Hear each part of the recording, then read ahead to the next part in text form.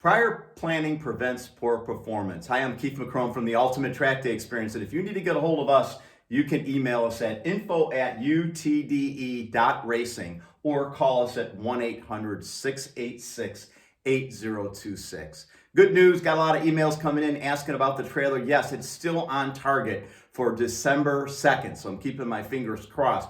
Once again, once we get this trailer, I'm going to go on the internet. I'm going to post all of the events that we're going to be at. They will fill up fast, so if you're interested, I'll send out an email to everybody, let everybody know when we go ahead and build out this schedule. First come, first serve on that.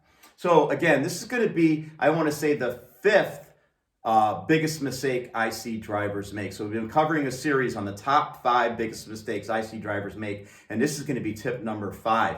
And again, I kind of let the cat out of the bag a little bit. It's prior planning prevents poor performance. And the same holds true at track days. So the goal is that we want to go through and we want to plan for our event. It doesn't matter if you've been there first time, it's the first time you've been there, or you've been there, let's just say, for 5 years. You always want to go back and refresh your memory.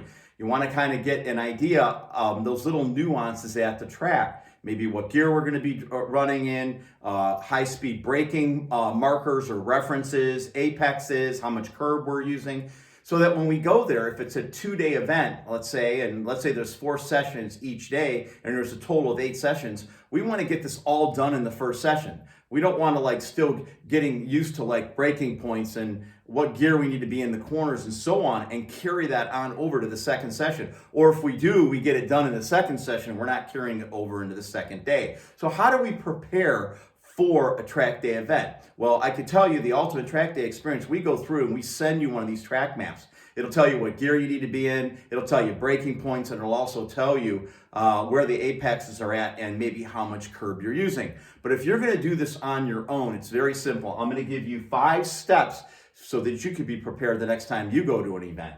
So the very first thing you're going to do is print out a track map. And where are we going to get this track map? Well, you can go on Google, you can go on Yahoo, just put the name of the track in there, go in images, and then print out that track. Now, I will tell you, I'd probably print out maybe a dozen of those maps because you're going to be writing on them when you're at the track as well. Now, the second thing you're going to do is I'd go on YouTube, and again, I would just type in the name of the track, and you're going to get a lot of videos, in-car camera videos, of individuals driving on these track, and preferably the car that you're going to be driving. You could probably put the name of that car in there as well, and it's going to bring up somebody driving that car on that track. Now, just be careful, because this person might be new themselves, right? And they're shooting a video, and we don't want to pick up any bad habits. So do your homework. Let's see if we can find out who's in the car. If they're a good driver, then it's going to be a good reference for us. So the third thing that we're going to do when we're watching this YouTube video is we're going to find out what gears is the best gears to use in each one of the corners. We're also going to take a look at braking points, especially threshold braking or high speed braking. We're going to find out what foot marker is our reference to get on these brakes. And then we're going to be looking at apexes and how much curbing that we're using at this apex. Now, I drew out a track here as a reference. And again, this is no particular track. Actually, it's probably 3 or 4 different tracks all combined into one.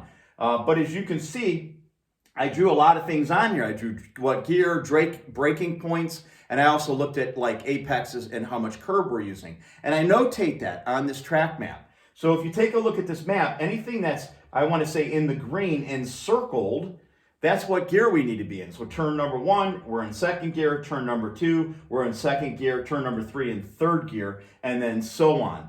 Now, if you take a look at the braking, right, where are we getting on the brakes? Well, the brakes at the end of the front straightaway, our reference is 250 foot mark. And then in the back straight, it's a 300 foot mark. And then maybe in the third sector, we're at a 200 foot mark. Now, we won't get there maybe in the first lap or two, but maybe by the end of the first session, we're creeping up on these braking points. And then the third thing I'm looking at is you can see these items I have on this track map in red. That is referencing your apex. So what I'm going to do is I'm going to write on this track map how much curbing we're using at these apexes, right? So if there is curbing at the apex, how much curb are we going to utilize? So in this case, turn number 1, turn number 2, we're using 100% of the curb. If you take a look at turn number 3, number 4, you're looking at we are using 100% of the curb. When we get on to the next left-hander, right-hander, and then a left-hander, we're using no curb, and then we're using 50% of the curb.